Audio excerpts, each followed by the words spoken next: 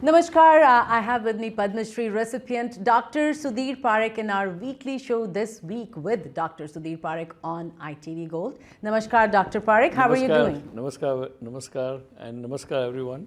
So, Dr. Parikh, let's continue our discussion from last week on the global banking crisis. Abhi, Credit Suisse, is being bailed by the government and then taken over by its rival UBS. So many regional banks like First Republic Bank, PacWest and Western Alliance are all running on the edge. And it looks like, big banks are kind of sitting on billions of dollars of losses from their bond investments. I'm again asking my question from last week that, are we looking at the meltdown of the banking system? I don't think so, because it's a government role to make sure that it doesn't happen. And it will not happen, because there is nothing wrong with this. Is not like 2007 or 8 where they landed money in the mortgages and they landed kind of a lot of irregularities in the lending. That's why people went default, and that's why they lost money and system collapsed. Here, after that, there were a lot of regulations where they need a certain percentage of the asset to backing up the deposits. Only thing here, what happened is the management of the banks, but any particular bank who ran into trouble, they did not do their job.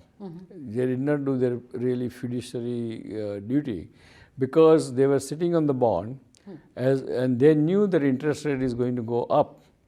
So they should have exit that bond with a little loss and go into the different way and reshuffle the investment. If they had done that, then I don't think this would have been happened. That's the one reason. And it means it's a mismanagement of the people who were managing or investing investment of the bank. And number two, because it's the digital era, so anyone can, and social media era, so anyone can transfer the money in click of the button. It's not like before that you have to stand in the line and fill out the form, withdrawal slip to withdraw the money.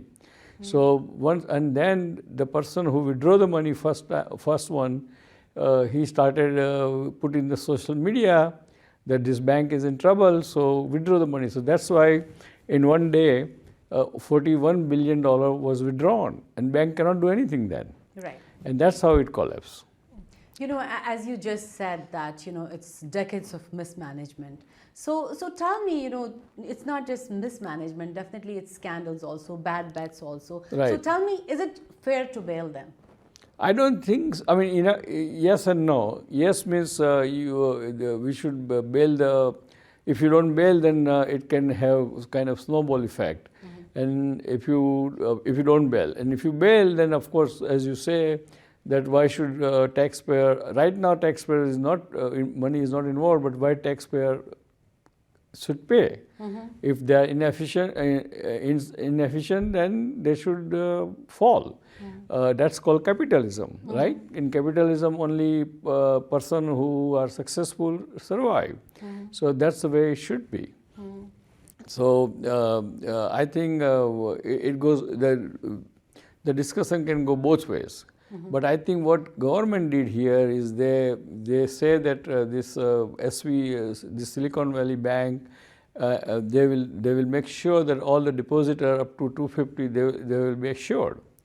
I doubt that they will assure a person who has a $1 billion or $10 million. No. So I think and in order to do that, they have to pass the law. And I'm sure that most of the Republican senators and congressmen, they will oppose it. So I don't think it is going to happen. So of course, up to 250 they should protect. But I think they should punish the management of the bank. Right. Somehow there should be penalty for them, or there should be some punishment for them. Unless you punish them, they are not going to change. So, Dr. Parikh, are we looking at government printing trillions of dollars in new money to bail these banks and the economy? Yes, I mean, because USA, I mean, Fortunately, USA can print any number of money, right? Not any other country can do that. Only USA can do that. Right. And that's why, but I don't think we should do it, because then it will create the more inflation. And it will create more inflation because there's more money in the market then. So I think it's a kind of very catch-22 situation here. So, Doctor, one of the hot news is currently around a potential Trump indictment. So, what do you think are the political implications and, of course, national implications around that? I think that news is, I think we should not comment on that right now, because we don't know whether that news is a politically motivated news or that it's not politically motivated news. So let's wait till grand jury speaks, and till after that we should comment. Absolutely. So my next question that's coming to my mind is about this new world order, where Chinese President Xi Jinping is in Russia meeting President Vladimir Putin in Moscow. And it is, definitely a concern for us in America. And Biden administration is very skeptic of the Chinese proposed ceasefire. So I just want your comments on that. I think, this is not new order. This is old order means refreshing as a new order, because Russia and China is always with each other for many, many years. In the past, China was depending on Russia. But after China economy become well developed and very successful, now Russia is depending upon China. So, but they are together anyway, because all kind of treaty and understanding and agreement they have between Russia and China, because their main because both are the same philosophy, means both are communist, and they want to make sure that communism survives. That kind of philosophy survives. And obviously their common enemy is the Western world. And so it's not unusual. There's nothing unusual here. And of course, China has proposed some kind of ceasefire. But again, it's a beginning. There have to be some kind of ceasefire eventually, right? But it's a beginning. So right now, the way it is proposed, I don't think Ukraine or Western world will agree on that. So it will go on for a while and see what happens. Since, we are talking about politics, let's talk about Indian politics. It looks like, opposition parties, they continue to scramble to create a united opposition front against Prime Minister Modi. And, Congress is in the spotlight post its Bharat Jodo Yatra. And recent remarks by Rahul Gandhi and then Mamata Banerjee recently traveled to Orissa and UP to create support for a third front. And Delhi Chief Minister, Arvind Kejriwal, it looks like is creating a G8 with 8 opposition, chief ministers. And then you have it Chandrasekhar Rao, M.K. Stalin, Nitish Kumar, this looks like a Bollywood starrer with multiple heroes and, multiple villains. So how do you think the plot is going to shape up in 2024? Well, we don't know. We don't know yet. But of course, BJP is definitely in a good situation, obviously. But the opposition party will have hard time, because see, it's not only their one enemy is BJP, but that's not only thing, but every party wants to maintain their own turf. So, for example, say Mamata Banerjee wants to maintain her turf, and that's why she's opposing even Congress and Communist Party. Because if Communist Party and Congress, they always get together and fight against the Mamata in state election. So all this combination and agenda, they are not getting together. But eventually this time probably my feeling is that there will not be a one party get together, everybody get together and create a one party. No, it never happens. So it will happen kind of post-election. So pre-election, just like it happened in 77, all party ran themselves, but it was emergency imposed by Indira Gandhi. So everybody was against Indira Gandhi. but it was post-election when they saw the result, they formed the government. So that's what is going to happen. So right now, and once post-election, what happens is, whoever has more seats, they will be in driver's seat, whether it is Congress or Mamata or anybody. So I think what people are thinking of opposition unity is they are thinking that everybody get together and select one person against Narendra Bhai Modi. That's not going to happen, and Right. And that is a losing proposition, really speaking. So let everybody, all these parties are strong in certain state. So let them win more seats from that state, and then see who wants 272 seats. Wow. Dr. Parikh, let's talk about the Japanese Prime Minister Fumio Kishida visiting India. Reaffirmed commitment to a peaceful, stable, and prosperous Indo-Pacific, and also, committed $75 billion for free, open Indo-Pacific.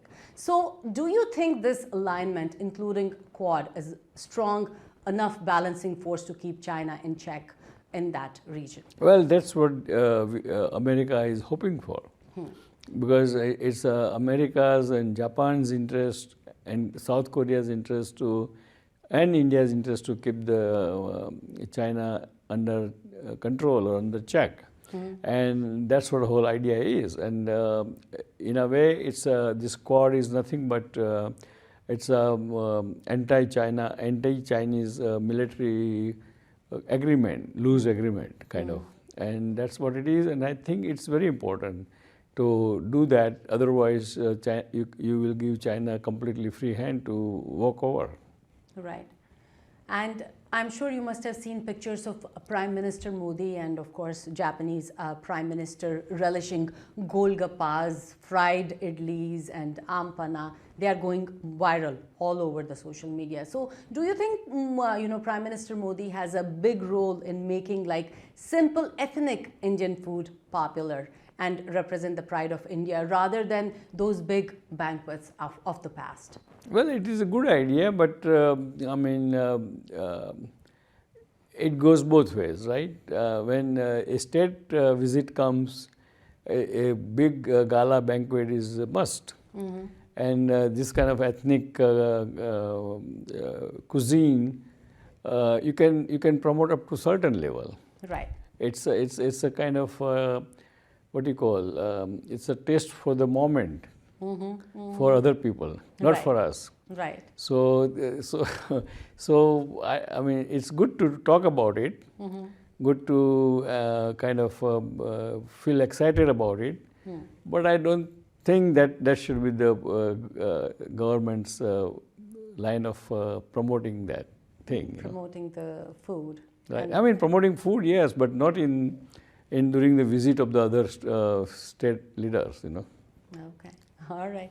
But before I ask you to give this week's message to our ITV Gold viewers, I want to remind all the viewers that you can follow Dr. Parikh on Facebook that is Dr. Parikh, that's DoctorParikh, and you can also follow him on Twitter, and the handle is that's SUDPARIKH.